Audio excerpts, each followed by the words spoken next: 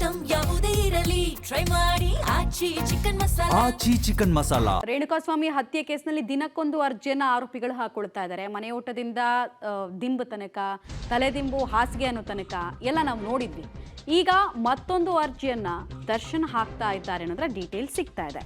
ಕುಟುಂಬದ ಜೊತೆಗೆ ಒಳ ಸಂದರ್ಶನಕ್ಕೆ ದರ್ಶನ್ ಮನವಿಯನ್ನು ಮಾಡಿಕೊಂಡಿದ್ದಾರೆ. ದರ್ಶನ್ ಸಲ್ಲಿಸಿದ ಅರ್ಜಿ ವಿಚಾರಣೆ ಮಾರ್ಚ್ 2ನೇ ತಾರೀಕು ನಿಗದಿಯಾಗಿದೆ.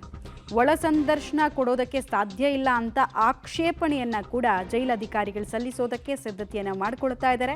ಅವ್ರು ಕೊಡ್ತಾ ಇರೋ ರೀಸನ್, ಜೈಲಲ್ಲಿ ಈಗಾಗಲೇ ಸಾಕಷ್ಟು ಅಕ್ರಮಗಳು ಆಗ್ತಾ ಇದೆ ಅನ್ನೋ ಆರೋಪ ಇದೆ. ಒಬ್ರಿಗೆ ಅವಕಾಶ ಕೊಟ್ಟರೆ ಉಳಿದಂತಹ ವಿಚಾರಣಾಧೀನ ಕೈದಿಗಳು ಕೂಡ ಇದೇ ಫೆಸಿಲಿಟಿ ನಮಗೂ ಬೇಕು ಅಂತ ಹೇಳಿದ್ರೆ ಸೆಕ್ಯೂರಿಟಿ ವಿಚಾರದಲ್ಲಿ ಇದು ತುಂಬ ಲ್ಯಾಪ್ಸ್ ಆಗುತ್ತೆ, ನಮಗಾಗಲ್ಲ ಅಂತ ಹೇಳಿ ಜೈಲಧಿಕಾರಿಗಳು ಕೋರ್ಟ್ಗೆ ಮನವರಿಕೆ ಮಾಡಿಕೊಡೋದಕ್ಕೆ ಸಿದ್ಧತೆಯನ್ನು ಕೂಡ ಮಾಡ್ಕೊಳ್ತಾ ಇದ್ದಾರೆ. ಒಳ ಸಂದರ್ಶನ ಅಂತ ಹೇಳಿದ್ರೆ ಅಲ್ಲೊಂದು ಕೊಠಡಿ ಇರುತ್ತೆ. ಆ ಕೊಠಡಿಯಲ್ಲಿ ಪೊಲೀಸರೇನು ಇವ್ರ ಫ್ಯಾಮಿಲಿ ಎಲ್ಲ ಬಂದಾಗ ಹತ್ರದಲ್ಲಿ ನಿಂತ್ಕೊಂಡು ಕೇಳಿಸ್ಕೊಳ್ಳಲ್ಲ, ದೂರದಲ್ಲಿರ್ತಾರೆ ಅಂತ ಡೀಟೇಲ್ಸ್ ಕೊಡ್ತಾರೆ ಉಮೇಶ್.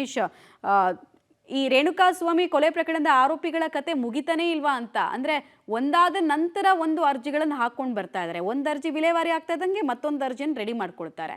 ಸೊ ಈ ಒಳ ಸಂದರ್ಶನದ ಅಗತ್ಯತೆ ಏನಿದೆ ಆರೋಪಿಗಳಿಗೆ, ಮತ್ತು ಏನೆಲ್ಲ ಅಂಶಗಳನ್ನು ಪರಿಗಣಿಸೋದಕ್ಕೆ ಕೋರ್ಟ್ಗೆ ಮನವರಿಕೆ ಮಾಡಿಕೊಡೋದಕ್ಕೆ ವಕೀಲರು ಅರ್ಜಿಯಲ್ಲಿ ಹಾಕ್ಕೊಂಡಿದ್ದಾರೆ ಅಂತ.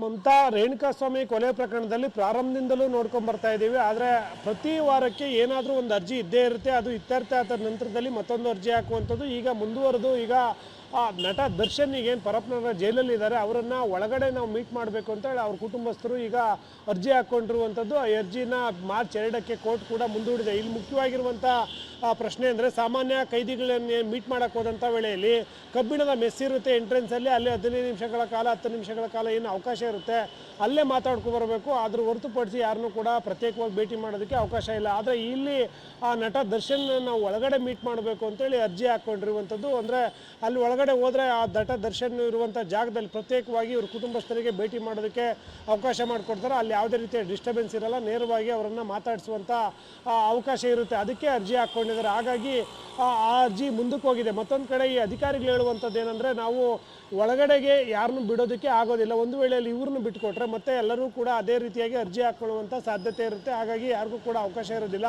ಈಗಾಗಲೇ ಪರಪ್ಪನಗರ ಜೈಲಲ್ಲಿ ಕೆಲವೊಂದು ನಿಷೇಧಿತ ವಸ್ತುಗಳು ಪದೇ ಪದೇ ದಾಳಿ ಮಾಡಿದಂಥ ವೇಳೆಯಲ್ಲೂ ಕೂಡ ಪತ್ತೆ ಆಗ್ತಾನೆ ಇರ್ತವೆ. ಅವನ್ನ ಈಗಾಗಲೇ ಹಂತ ಹಂತವಾಗಿ ನಾವು ಕಂಟ್ರೋಲ್ ಮಾಡ್ತಾ ಇದ್ದೀವಿ.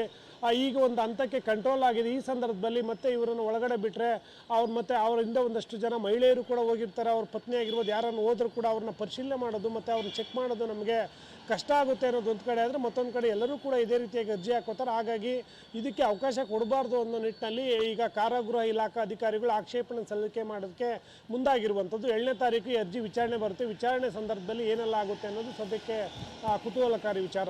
ಮಮತಾ, ಧನ್ಯವಾದ ತಮ್ಮೆಲ್ಲ ಮಾಹಿತಿಗಾಗಿ.